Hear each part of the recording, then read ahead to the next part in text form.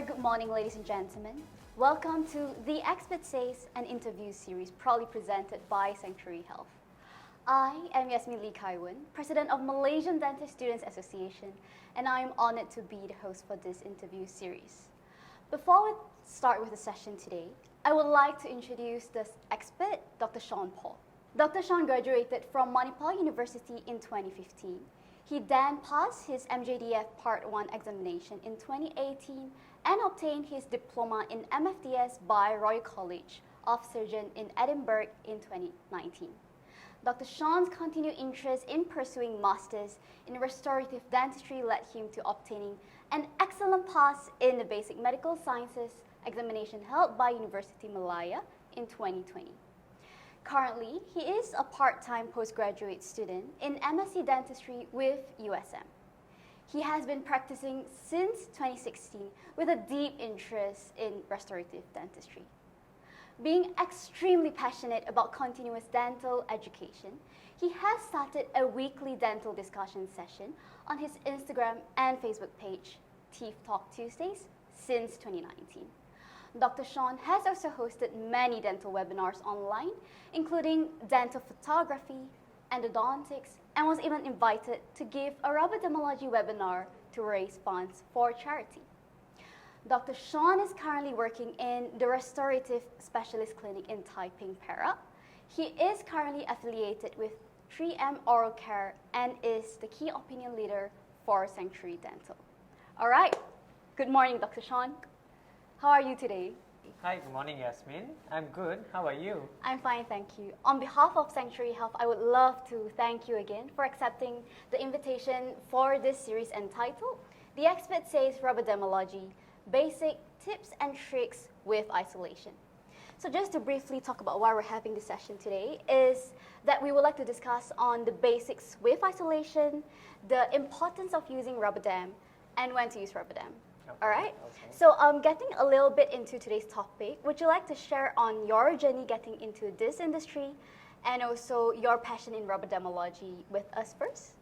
Okay, sure. Thank you, Sanctuary Health, for inviting me to this session. Actually, there's quite a funny story as to why I entered dentistry. When we were children, we used to have routine dental checkups, and during one of the dental checkup, there was a competition. And somehow I won first place for having good teeth. Oh. And as they say, the rest is history. Coming to Rubberdamology per se, to be honest, during dental school and even in my first year of dental practice, I never really paid much attention to the Rubberdam. But over the years, when I decided that I have an interest in restorative dentistry, I felt like I need to up my game and improve my isolation, especially during root canal treatments and during bonding procedures. Then I started becoming more passionate and discovering the Rubberdam, and honestly, I have not looked back. It has been such a game changer in the way that I practice dentistry. Other than being passionate in Rubberdamology, I have a real passion in continuous dental education. I feel like there is a gap between what we learn in dental school and what we actually practice in our daily dentistry. So I feel like there is a problem that we need to bridge this gap, and that's why I would like to share with everyone about Rubberdam placement, and ultimately I would like each and every dentist to confidently and predictably place Rubberdams in their practice, especially during this pandemic. All right, Dr. Shawn, since you have said that it's such a game changer, why do we need to use Rubberdams in our practice? Okay, I think Rubberdamology or placing Rubberdams, we have multiple indications like we read in the books, but personally for me, I think there are three main indications as to why we need to use a Rubberdam. Number one, for root canal procedures. Number two, for bonding. And number three is for stress-free dentistry. I think that's very important to us, okay? Let's talk about root canal treatment. Why do we need to put the Rubberdam on the tooth? I think there's two main reasons. One is we want to isolate the tooth from the oral cavity, and another that we want to isolate the oral cavity from our working space. So it's a two-in-one kind of thing. Why do we want to isolate the root canal system from the oral cavity? We do not want any ingress of bacteria from the saliva in the oral cavity to go into our root canal system and contaminate it, which ultimately may lead to failure of the root canal system. And why do we want to isolate our root canal or our tooth from the oral cavity? I want to block anything from our working space entering the oral cavity. As you know, we use sodium hypochlorite to irrigate our root canal systems, and sodium hypochlorite, if ingested, is poisonous. So definitely we don't want that going into the patient's throat, which may lead you and land you into hot soup and maybe even a lawsuit. So definitely very important. As the saying goes, no dam, no endo. We use very small instruments like K files in root canal treatments. K files occasionally slip from dentist's hand and may end up in the patient's throat or even their trachea if we do not place the rubber dam. So that is very dangerous. So definitely we need the rubber dam for root canal procedures. Coming to bonding, multiple literature says that bonding requires strict isolation. Moisture just contaminates the bonding surface and composite does not stick. All our cementation of indirect restoration do not stick. So definitely when we are cementing direct restoration such as composite, which we regularly use, or indirect restoration such as crowns, we definitely need the rubber dam to isolate and also retract and remove all the distractions from our working site. Okay, coming to number 3, stress-free dentistry. Having a tongueless, a bloodless, and just a clean view of our working area, it's such a joy to have that in dentistry. I'm sure you'd agree with me, we work in a very small, a very wet, a very dark area, which is the oral cavity, and it makes everything 10 times more difficult. So with having this clean, rubber dammed area, it becomes so nice and easy for us to work. This in turn reduces our stress, which in turn reduces the chance for us to burn out over our long and stressful career. So I think those are the main 3 indications for me to place a rubber dam. It sounds like there are a lot of benefits coming from using rubber dams. Would you like to elaborate more on advantages from using rubber dams in our practice? Okay, sure. There are many advantages. From the indications, we go to the advantages. So I would like to split them into 2. One is advantages to the dental team, and another, the advantages to the patients. For the dental team, number 1 is complete isolation. So as we spoke about before, isolating the tooth and the working area from all the soft tissues. What this does is it removes all the distractions, the tongue, the cheek, and all the saliva. And once the distractions are removed, we have a more, like a focused vision, a tunnel vision, and we can focus on the work at hand. So that's number 1. And the second benefit is that we can have safer dentistry. As mentioned before, sodium hypochlorite can enter the patient's throat while using root canal treatments, and also we can have K files or instruments entering the patient's throat, which may ultimately be ingested or inhaled, and that is very, very dangerous. It's a potentially career-ending mistake. So definitely rubber dam on. The third point I would like to say for the benefits or advantages of the rubber dam is we can have higher quality dentistry. What is meant by higher quality dentistry? Also during root canal treatment and also during bonding procedures. When we do root canal procedures, the high quality dentistry comes in 2 ways. One is we can use sodium hypochlorite without using the rubber dam. Most dentists would use saline to irrigate the root canal system, which, as we know, it just flushes out the debris. But sodium hypochlorite actually kills the bacteria in the root canal system. The second way how rubber dam placement makes high quality dentistry is during root canal treatment per se, is when we have the rubber dam on, we can grasp our files lightly instead of grasping it so tightly because we're scared that it will slip and it will go into the throat. So once the rubber dam is on, we can gently make our way to our working length This in turn would reduce ledge formation or perforations or zipping, any iatrogenic incidents happening in the root canal system. This in turn will lead to higher level root canal treatment. In bonding procedures, like said before, definitely with the rubber dam on, proper isolation, your restorations are definitely going to last longer. Coming to the next benefit or advantages of the rubber dam is reduced working time. Obviously, initially when you are not well versed with the rubber dam, it might take some time to place the rubber dam on, but once you are well versed with the rubber dam, it usually takes, the fastest you can place it on is probably in 1 minute, and maximum would take about 10 minutes. Once the rubber dam is on, everything is seamless and your assistant does not need to do anything, and it's like on, you can do your procedures relaxed, and it will definitely increase the speed of your treatment. The other advantage of placing rubber dam is it is more comfortable for the dental team, in the sense that the dental assistant does not need to hurriedly pass you your bonding, and we can practice four-handed dentistry instead of you having one hand in the patient's mouth with the cotton roll, and you're trying to get your bonding and your assistant is mixing some GIC or getting your etchant, and you're like, where's my bonding agent, and everything has to be done in a messy and difficult manner. Whereas when the rubber dam is on, everything can be done at a comfortable pace. You can use four-handed dentistry, and definitely it's more comfortable for the dental team. The last or the other benefit, in my opinion, is for dental photography. Nowadays, with the advent of social media and everyone is taking photos of their restorations, it is just amazing to see photos with the rubber dam on, not purely for aesthetic reasons, but also in a functional way.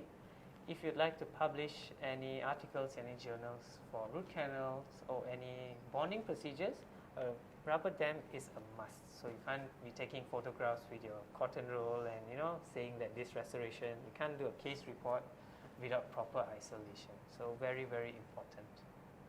So coming to benefits for the patients, I think the rubber dam, number one, would promote a sense of security and comfort to the patient. I think initially when we are placing the rubber dam, the patient may think that there is a whole lot of things going on. We're trying to stretch the dam and then placing the clamp, and the patient will be like, no, what's going on? But once the rubber dam is placed securely and everything is in place, the patient would feel very comfortable and we can focus on the treatment at hand. I think this in turn would make the patient feel like this dentist is a responsible dentist. He's doing the best for me and cares for my well-being. So number two is it would be easier for patients to dissociate from treatment. As you know, sometimes patients have dental anxiety and they are quite nervous from getting treatment done. So once we place the rubber dam on and once again it's secured and all okay, I think you'd share the same sentiment as me, that the patient's mind just drifts away and they go into their Zen mode and they just relax. And some patients even fall asleep during dental treatment. And then we've got to be like, hey, you need to keep your mouth open, kind of thing. So I think with the rubber dam on, the patient's mind can drift away, and once the mind drifts away, that reduces their dental anxiety. This in turn leads to better acceptance of dental treatment in the future. Another benefit for the patient is, I think it promotes a feeling of premium, high quality dentistry. As you know, patients nowadays are very technologically savvy, and the rubber dam is all over the internet nowadays. Be it Facebook or Instagram, wherever you see, you can see some restorations being done under rubber dam. So the patients may be like, hey, can I have that blue thing in my mouth, or the green thing, or the black thing in my mouth where it looks like a tent, and I want fillings done under that. So patients will feel like, okay, this dentist is actually doing the right thing, and not just doing like a 15-minute cut and dry restoration, putting a composite there in the back of the mouth. So this promotes a feeling like, okay, this dentist is a high quality and I'm getting high standard treatments. So that's good for the patient and good for the dental team as well.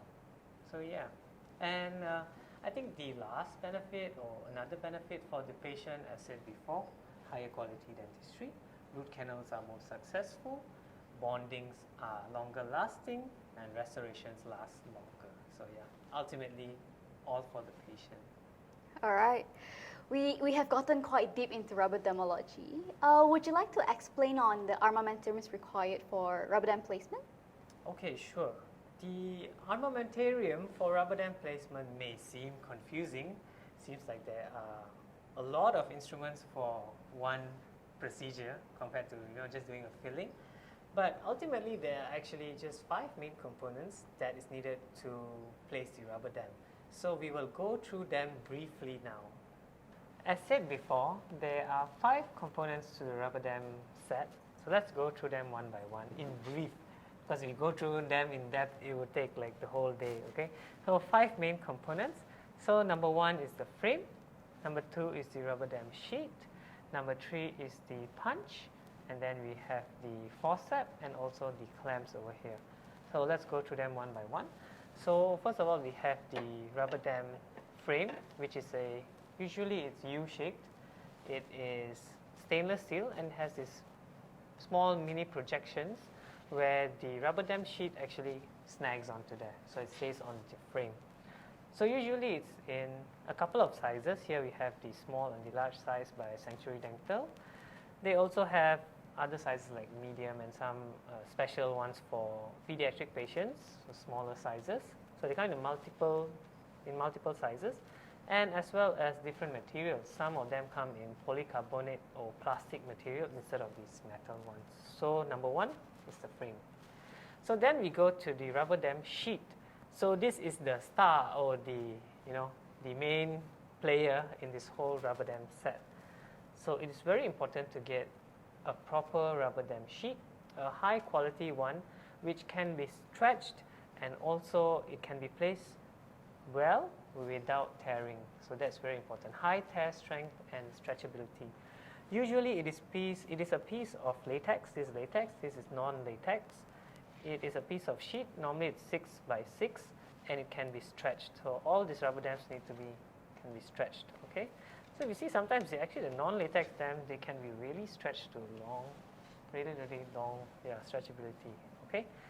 So like I said before, it is very important that it can be stretched, as when you place it in, you do not want it to tear, because once it tears, you have to remove it and you have to start all over again, and then it becomes more time consuming, and ultimately you will be so stressed and you'll be like, okay, no, I don't want to place a rubber dam. Other than being able to stretch, it comes in a variety of colors. As you can see, they come in blue, in purple, in black, in green, a variety of colors. And another important point is it comes in a few thickness, as some they have in thin, they have in medium gauge, and they have a heavy gauge.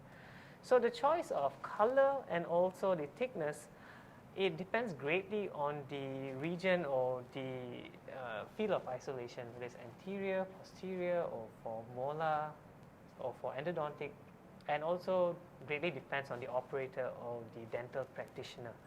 So my current favorite actually is the medium gauge black Sanctuary dam. So yeah, that's my favorite currently. So that's about the rubber dam sheets. So now we go to the rubber dam punch. So this is the rubber dam punch. Usually it is a 5 to 7 hole punch.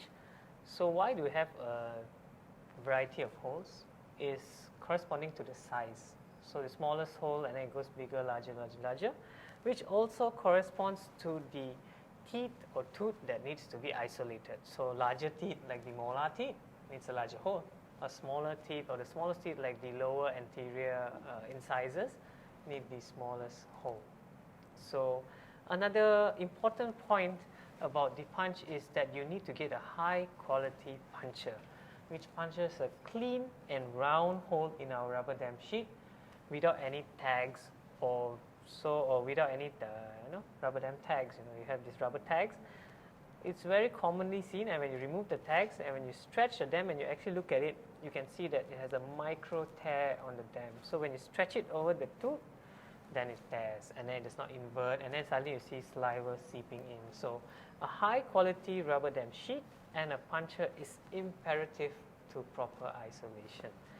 Coming on to the rubber dam forceps, as you can see, this is the forceps by Sanctuary. So rubber dam forceps is also a piece of stainless steel equipment which is used to hold open and open the jaws of the clamps. So we need a forceps that's also light yet robust to be able to stretch the clamp, the jaws of the clamp, and place it on the tooth. So I think this clamp by this forceps by Sanctuary is really a lightweight but robust enough to place the clamp. So really a good piece of equipment to have. Okay, so finally number 5 is the rubber dam clamps. So we have the rubber dam clamps over here by Sanctuary. They have a nice holder for the clamps and it's also adequately labeled. So you can see anterior, premolars, molars, and deciduous teeth.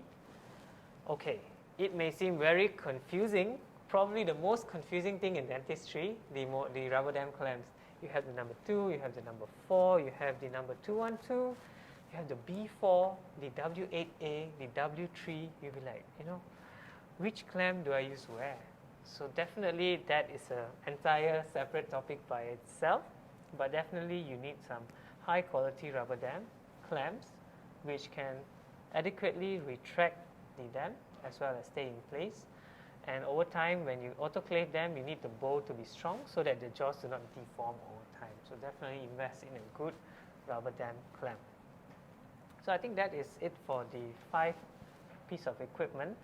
For the rubber dam clamps, I would be producing a video about going in depth about choosing the rubber dam clamps so that we can be more familiar with the choices and we do not fumble and take the wrong clamp and waste time on the patient. So it should be in the back of our mind.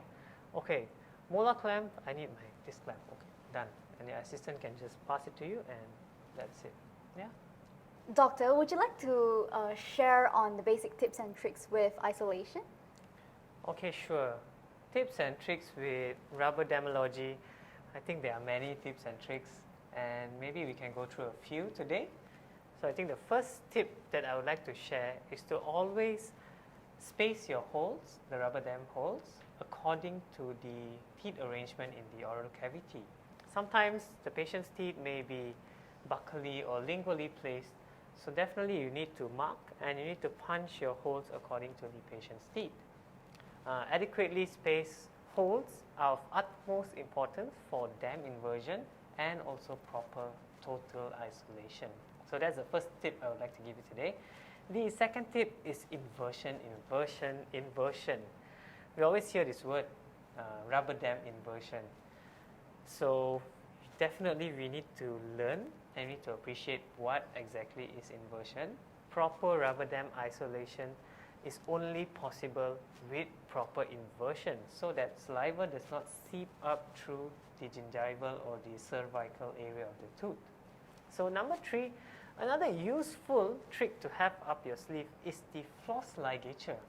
So we have seen this white piece of floss and it's holding on the dam. So actually it looks complicated, you have some stuff. Later we will do the floss ligature during the hands-on.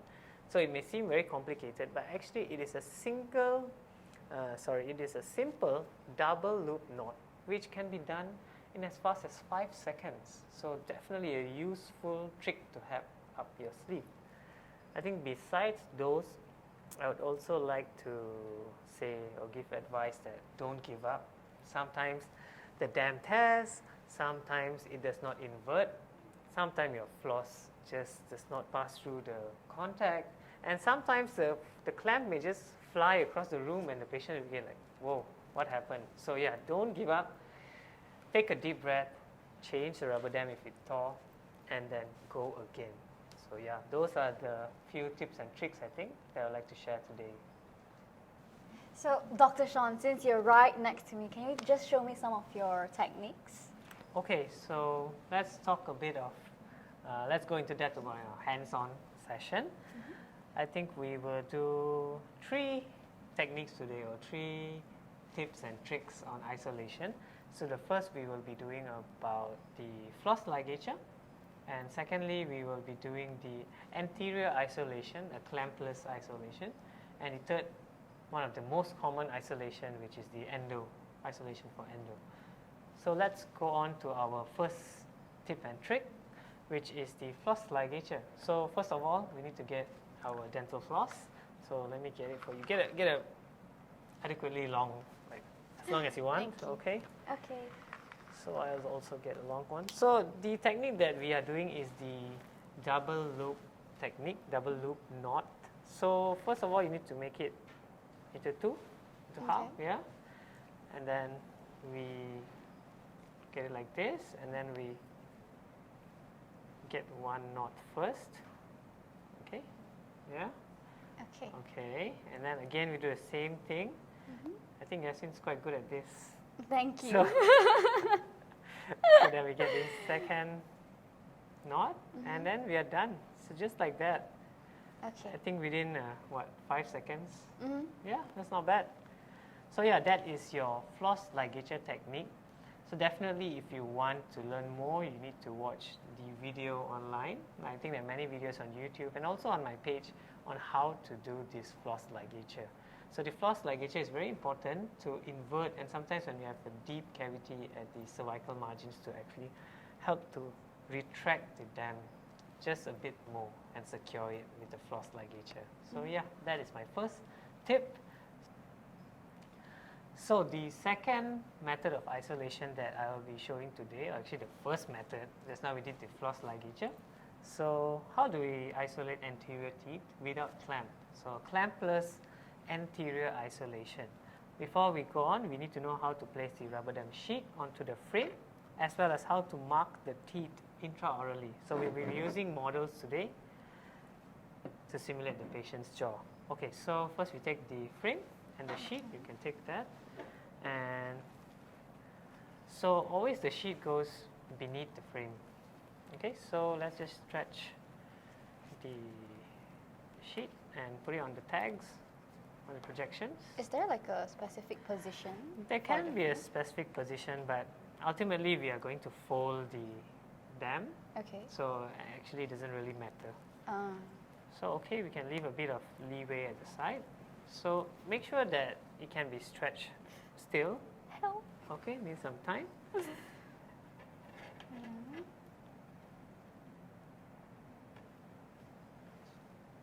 Actually, there's no real technique. Like sometimes you'll say you put these corners first, but ultimately once you are okay, you just stretch it and just place it on. Is that okay? Okay? Yep. So maybe for this one, we can let this one out, and this one we can. Oh, so you don't put the middle So one? the middle first one, instead? sometimes we can leave it open so we can have some play. Ah, Okay? smart. So okay. So now we move on to our models. Okay? Maybe we can place this over here. Okay, so now we have the rubber dam sheet on the frame, and now we want to put it into the mouth. Okay? So I know this is the upper anterior, but it's upside down. So just for the sake of this demo, we will be doing it like this. Actually, technically, it should be like this. But if it's like this also, it doesn't really matter, actually, honestly. So okay, we're placing it down. And now we want to place it over. And you can see the teeth indentation. Yep. Okay, so now we take the marker pen. And in the center of the teeth, okay, so we are doing canine to canine. 1, 2, 3, 4, 5, and 6. Okay? Okay. Let me try. So not so near the dam, maybe somewhere here, yeah. You stretch it down so you can see. So in the middle of the incisal edge. So sometimes if your teeth is labially placed or palatally placed, so the dots would be, on either side. Okay, you done? Yep. Okay, so now we close this. So now we punch. So normally for a upper central incisor, we would be using, for sanctuary's punch where they have 1, 2, 3, 4, 5, 6, and 7 holes, we would be using, I personally would use hole number 3. So the third smallest hole, if you would. So if you can see, in the close-up here, we are on the third smallest hole here, 1, 2, and 3. Okay, make sure yours is on the third one also. Yep. 1, 2, 3. Okay, so let's punch for the central and the lateral incisors. So four punches, okay? So lateral, 1.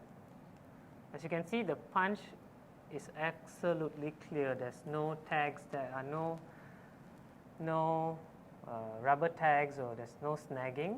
So very, very clean punches, okay? That's the beauty of the sanctuary punch. Okay, so 4 holes. Okay. Yeah. 4. Okay, so now for the canines, they are larger than the incisors. So we go to the 4th hole. So we switch. Even this, the sanctuary punch is really, really smooth. As you can see, it clicks into place. Sometimes it stops halfway, and that's not good for some other punches. So this punch is absolutely amazing. So 1, 2, 3, and 4. So make sure your thing is punching cleanly. Okay, it's cleanly. Let's go to the canine now. So 1, 2, 3, and 1, 2, and 3. Okay, so now we have 6 holes. We place our punch to the side. Okay, so now we have 6 holes for the 6 teeth. So now again we go back to the teeth. Okay, let me move all the instruments away, and we can focus on placing this onto the model. Okay. So how do we place the rubber dam sheet onto the teeth? Normally when we used to learn, it used to be stretch the hole over the, we used to stretch the hole over the teeth, right? Like just stretch it like that. But what I find easier is we want to stretch the dam interdentally. So in between the teeth, we stretch the dam. So like this, so in between 1, 1 and 2, 1, the central incisors. So what we want to do is stretch the dam interdentally and a seesaw motion, and it goes in with a snap. Yeah. Okay, so 1 snap, and then continue doing the same. Stretch it interdentally. As you can see, the sanctuary rubber dam sheet stretches really well without tearing. So also go in and snap in. Again, do the same with the tooth beside. Okay. You're literally like flossing it through, actually, the contacts. Okay, maybe you can start doing as well. Okay. So we floss it through, floss it through. Same thing on this side. Floss it through. And this side as well.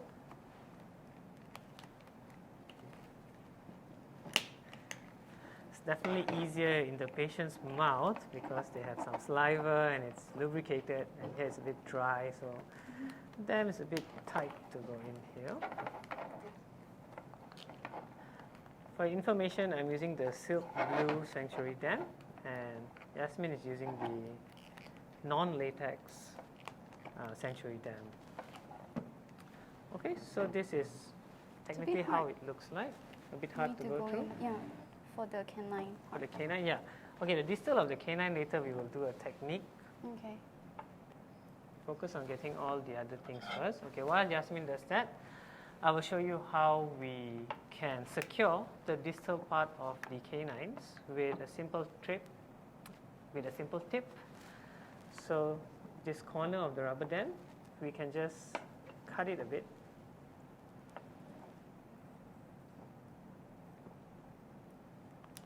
Make sure your scissors are sterile. This is just for demo.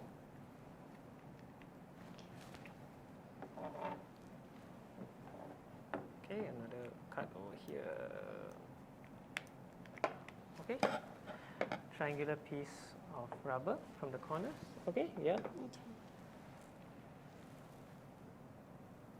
Doesn't matter how big or how small, it's not really important.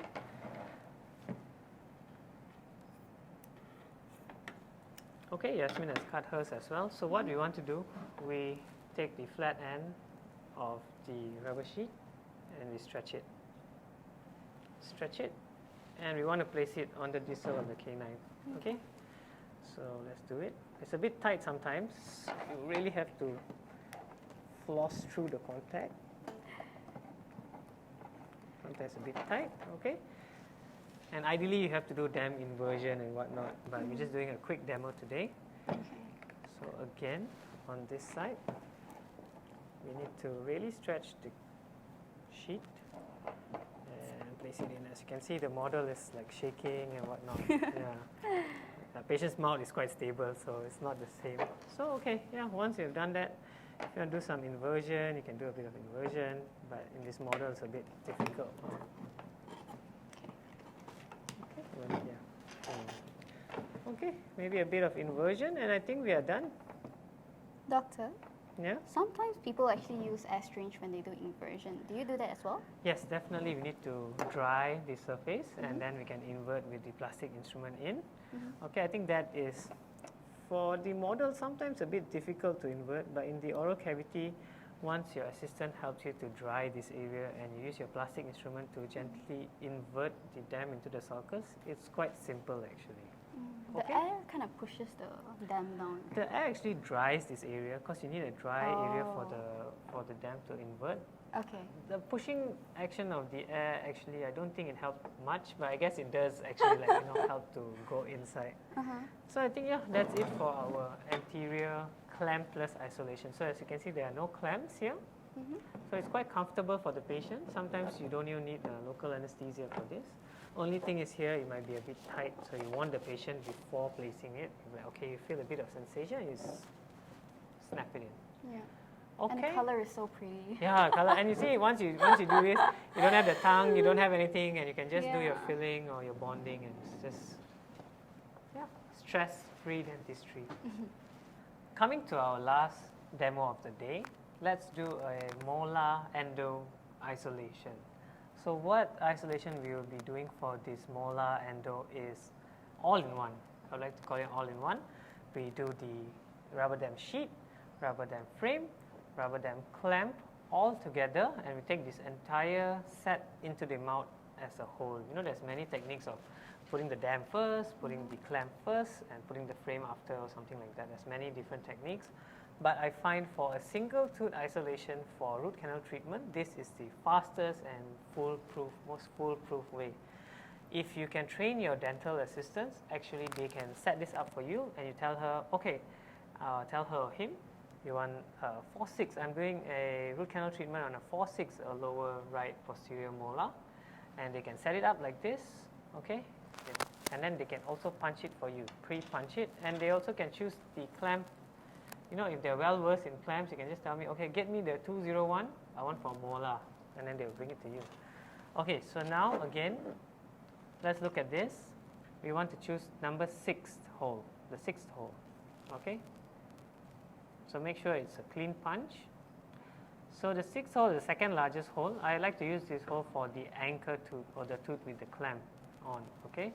So ideally, if you see here, the lower right molar, if you think it will be somewhere around this region, so we can just randomly punch a hole in this region. So we take it here, take it somewhere here, and we just somewhere in the middle, somewhere towards the right a bit, because it's going to go in something like this.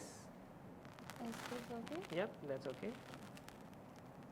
Okay, nice clean punch. So as you can see, the hole is really, really clean. There's no tags. And this punch is not brand new. It has been used for, I've been using it for I think more than 6 months. And even that one is a demo unit, so it's been used quite a long time. And you can see the holes are just so clean. There's no tags at all, 0 tags. So okay, now is the clamp. So once you want to put a clamp on the sheet and also the frame, we need to have a wing. Okay. So these are wing clamps by Sanctuary. So now we place both the wings in.